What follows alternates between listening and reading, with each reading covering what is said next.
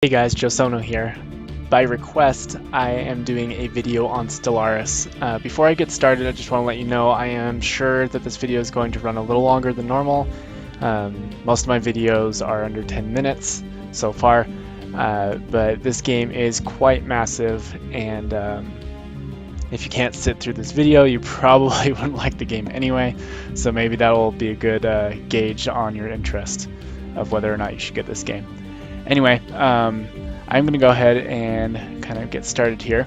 Stellaris is a 4X grand strategy game, which means that it's not just like StarCraft or I don't know, Command and Conquer, some other RTSs where you build an army and you go and destroy the enemy, and that's it.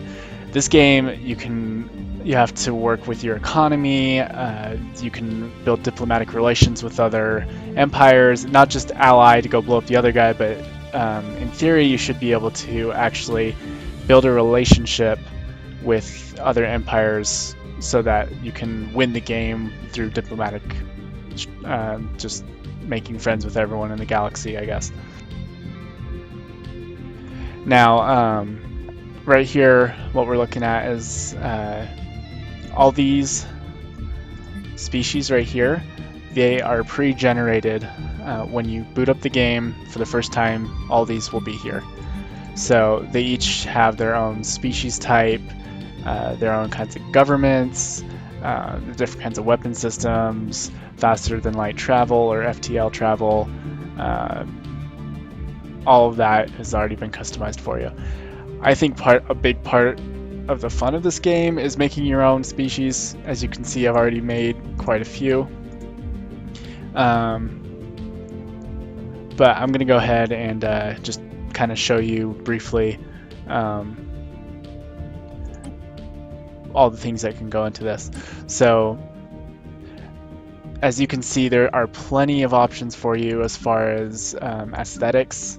I don't know that what they look like really changes anything stat-wise, but it is fun to be able to choose what you did. I made this in, I was just messing around, wanted to make a science-based group, so I made the Platypus Cartel. So I chose that for their appearance. Right here you can write whatever name you want. You can randomize the name if you want, and you can generate an adjective. So I had platypus here, and I clicked this, and it generated platypen or platypen or something. The plural, I decided it was platypi. Right here, you can choose what the leader type, the names will be, planet names will be, fleet names. They've got a bunch of different presets. So, like, for example, if I do human, it'll change this to the Balayo, the sea lion, O'Hare, Gato, and so forth. I think I was on that one, but duckbill is just the prefix I added. So, like, you could say like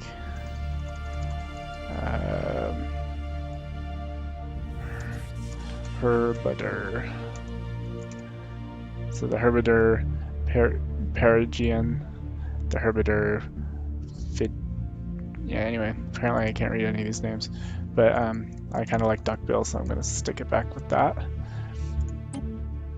Now here you are allotted a certain amount of trait points that you can have. So I'm going to go ahead and reset this just to give you an example. So I have 2 trait points, but I can pick 4. As you can see, a lot of these, the minimum cost is 1, so you can't just pick any 4 things. You have to kind of weigh out the pros and cons. So what I mean by that is, if you want to be able to afford a more expensive positive trait, you have to pick up some negative traits. So for example, weak, I've been told, is a okay one to grab, just because if you're not planning on using armies that much, it decreases your army damage and your mineral gain by 5%, which the minerals will probably hurt you more than the negative arming damage, but that's something to think about. Also, where is it?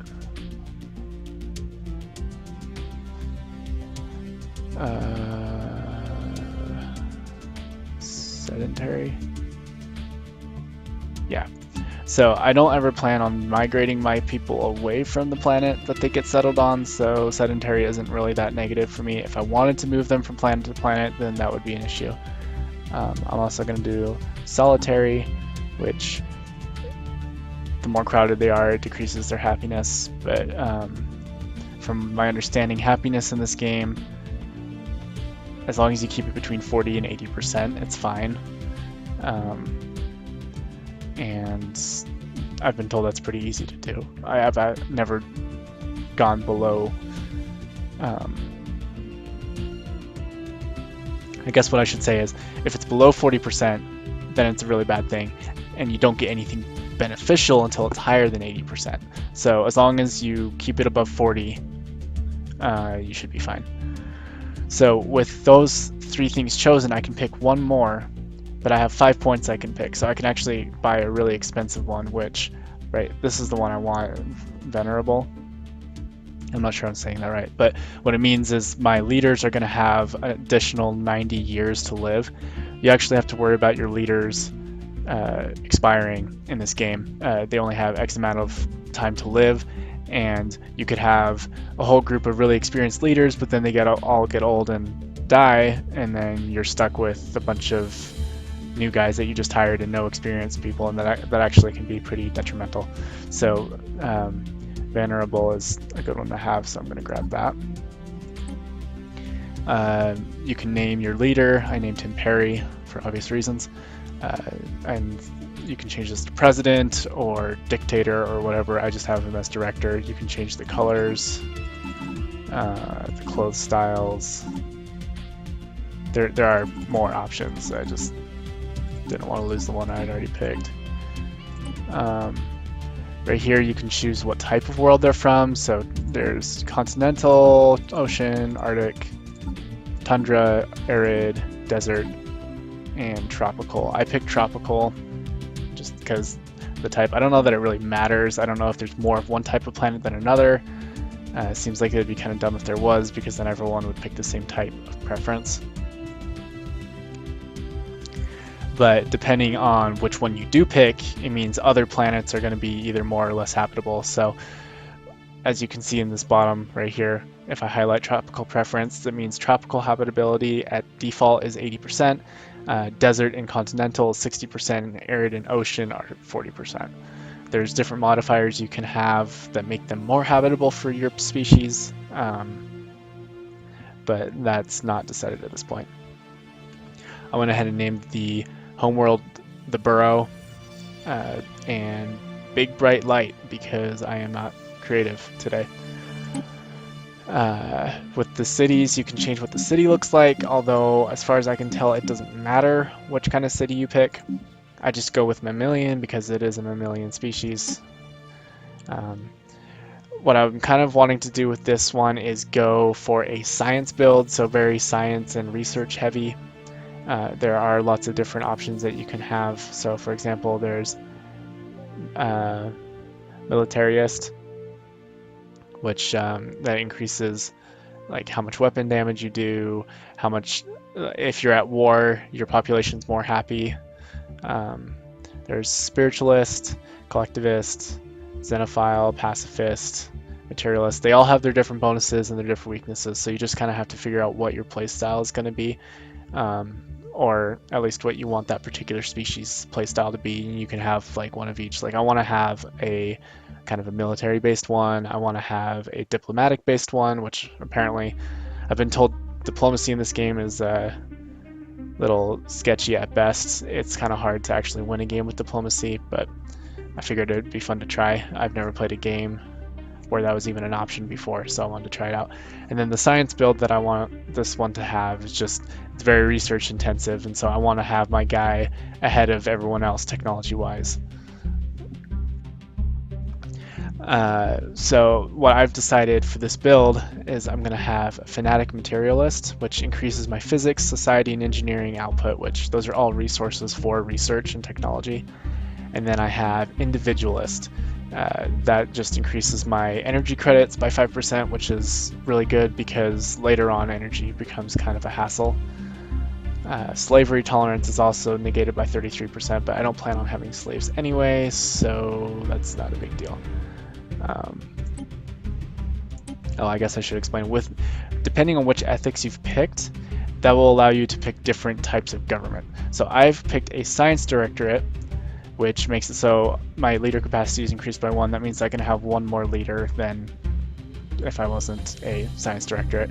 And then also it gives me a fourth technology that I can research. Normally you only get 3, but this one will give me 4, and I'll show you that as soon as I can boot up the game what that means. But each of these governments have different bonuses, different things that aren't good about them, so it's just kind of what you want to do. I've gone ahead and named the empire the Platypus Cartel. You can random generate. I don't really want to hit random because that'll screw that up, but it'll take whatever name you had and then just generate a name, and then it'll give you an adjective for your empire. Whoa, that was weird. As far as this symbol right here, it's very customizable. It gives you all kinds of symbols that you can choose from. You can choose the primary and secondary colors, so like I can change it to that. Let's see, shoot, what did it? I'm trying to remember where that went.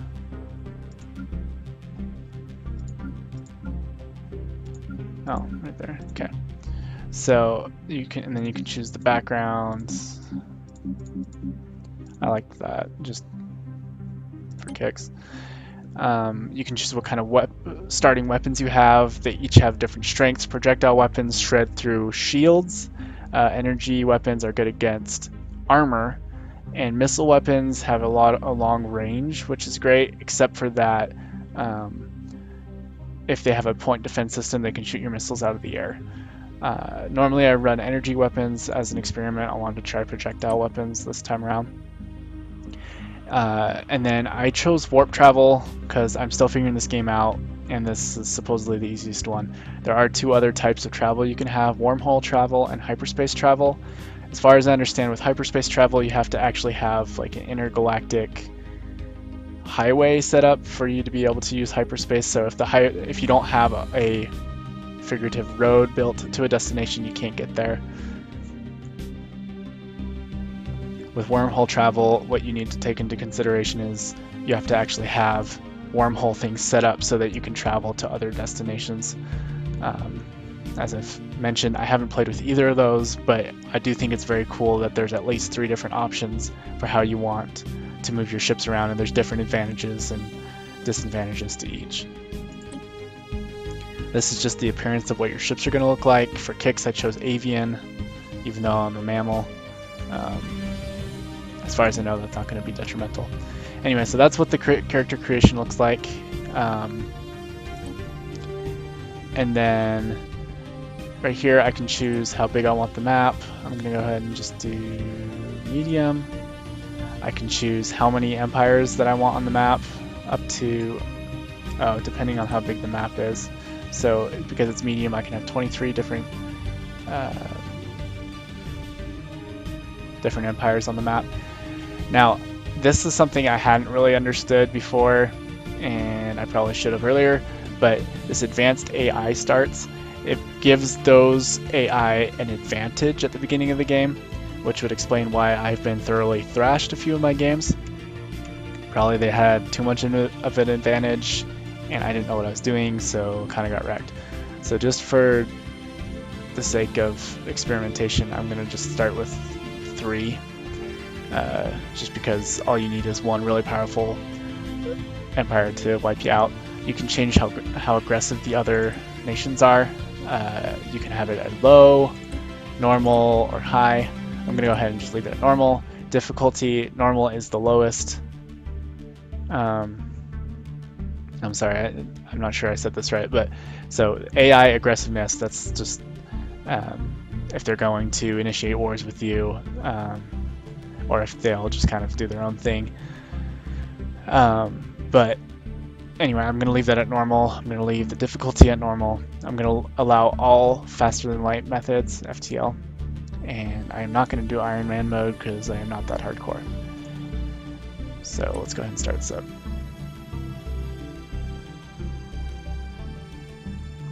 Now this is just the entry. It kind of gives you a little back history of your species as you advance to the level of technology you need to be able to start traveling through space.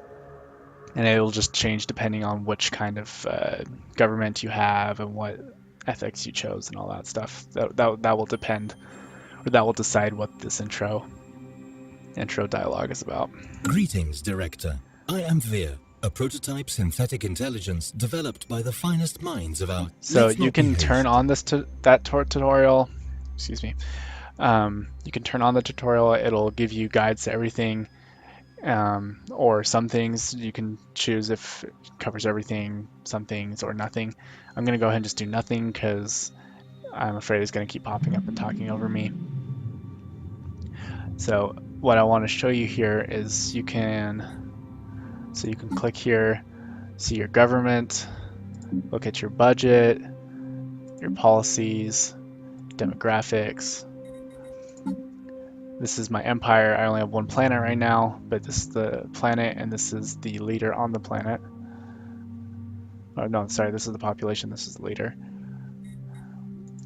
I have not contacted any other species yet, but they would be listed here if I had. I guess the other empires and species will be listed here. Here I can design my ships.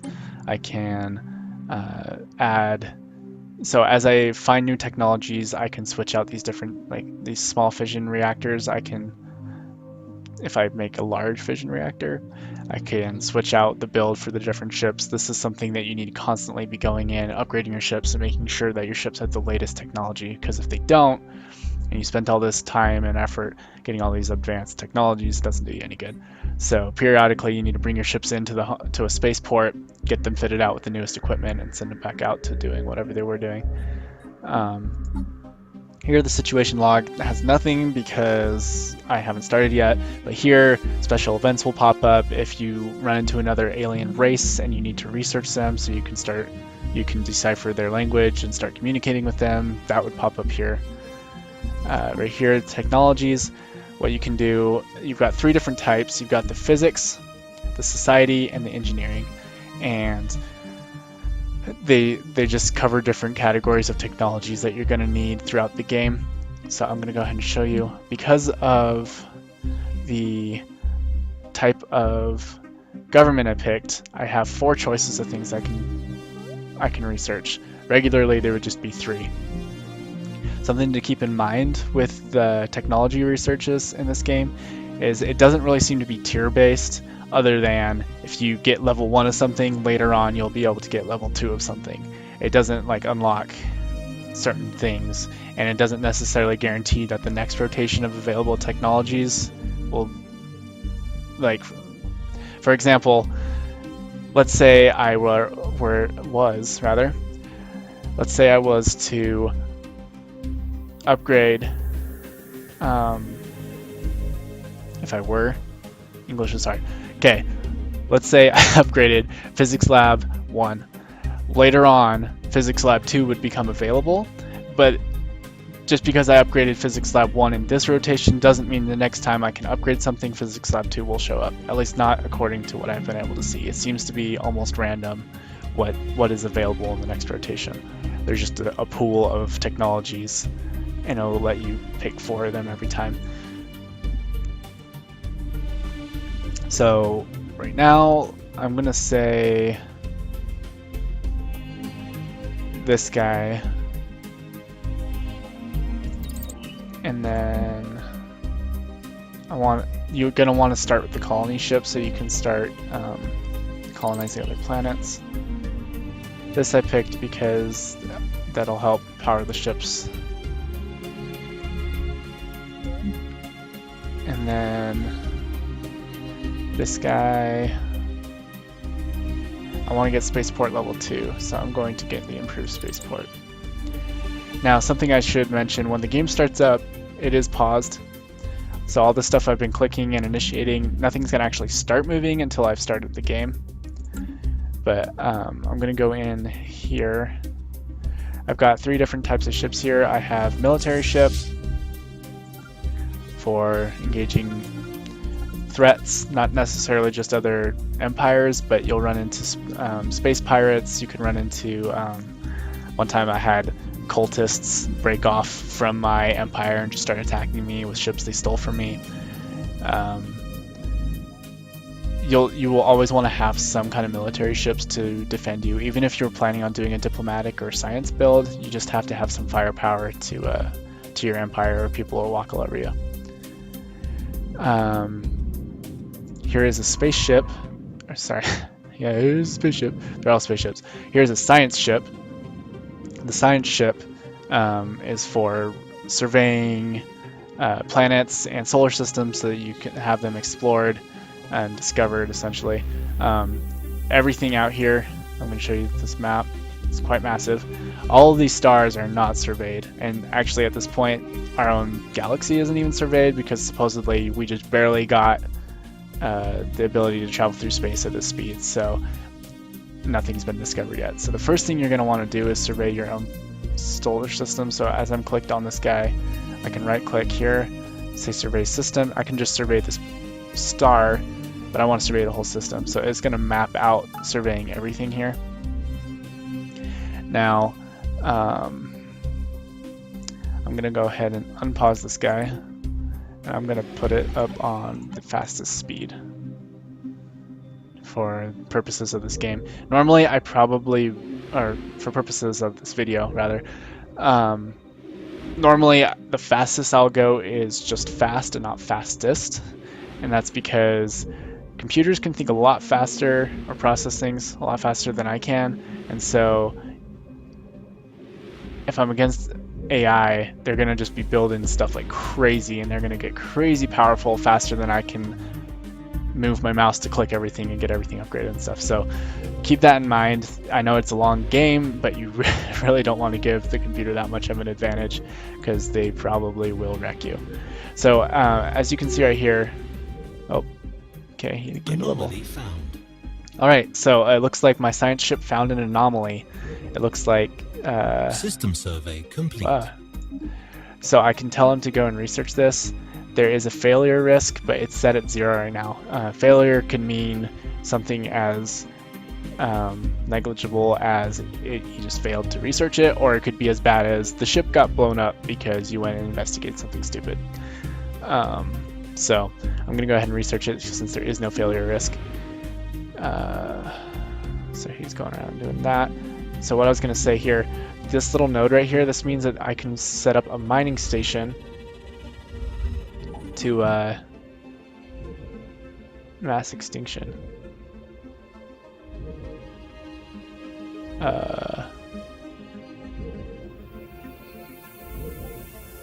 Interesting. I've never seen this before. So it claims that the burrow could lead to something so my home planet looks like it's leading to a mass extinction event. It falls to you as director of the Platypus Cartel to ensure that the expedition is carried out. So we need to find other planets to settle on. Situation log updated. Never seen that before. That's a little frustrating.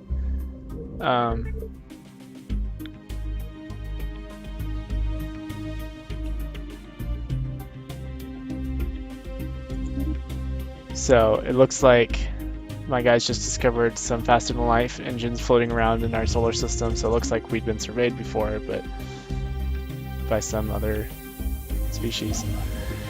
Anyway, so what I was going to say is this mine right here, this node, I can tell my construction ship to go ahead and build a mining station there. I'm going to go ahead and give you an overview of what the planet looks like. So this is just the planet summary. This is my habitability is at 100%. I only have 7 people out of 10 for this planet. How many resources I'm getting. And then right here, I'm gonna go ahead and slow this guy down since I'm not doing anything. So, maybe not that slow. So right here, this is what the planet looks like. All these nodes, you can build things on them and have population on them. These ones that are boxed out, you have to actually clear before they're usable. It's an industrial wasteland, I have to clear that out. And then some of these boxes, these nodes will have these modifiers on them. So this is a mineral modifier. What that means is if I were to build a mining network on top of it, the mining network gives me 2. It has a modifier of 1, so I'd actually get 3 total instead of just the 2 from here. Now, if I were to build a hydroponics firm, if I were to build one of these here, it would actually just completely ignore this node, and I would just get 2 food. I wouldn't get 1 mineral and 2 food, I would just get 2 food. So that's something to keep in mind. Adjacent buildings to your planetary, what do they call it? Planetary administration will get bonuses. So these guys that are adjacent, and it's only adjacent top, bottom, left, or right, they will get bonuses to whatever their production is if they're next to the planetary administration building. Here you can manage your armies and your planetary defenses. So these are my ground troops. You can have air troops and you can have like orbiting troops, and they're all separated by these different boxes. Right now all I have is some ground troops defending the planet. I can set up a general, attacking and defending generals from the planet, but I don't have either. Here's my spaceport. This is where I'd build all my ships. I can upgrade the spaceport to higher levels from here. It looks like this one I can't upgrade until I have the missing technology, improved spaceport, which I have selected. I think that's what I'm researching right here. Construction complete. Improved spaceport. Okay. So I'm going to check out my situation log right here. Mass extinction through the ages. To avoid potential apocalypse on the Burrow, we must study the effects that major calamities have had on other planets. So I have to go check out some other planets. Right here, so this situation are just like special quests you can do. This is the victory screen that gives you the 2 different options. You can win the game by owning 40% of all colonizable planets, or you can win the game by conquering or subjugating all other empires. So you either need to hold 40% of the map, or you need to take out all other threats or subjugate them. And those are pretty much the ways you can win the game. Anyway, that was a very brief overview. Maybe didn't feel brief to you, but in respect to the length of this game, that was quite brief. That's kind of what you can be doing. Obviously, you can be checking out these, surveying other solar systems. You can run into other species. You can set up diplomatic relations, or you can rival them and declare war on them. There's a ton of stuff you can do in this game. I've found it quite interesting, and I've had a lot of fun with it. But that is my overview of Stellaris, and I hope you enjoyed watching. Please let me know if there's anything you'd like to see in future videos. If there's more you'd like to know about Stellaris in particular, let me know. And if you just leave those comments on the video, and don't forget to subscribe. Joe Sono out.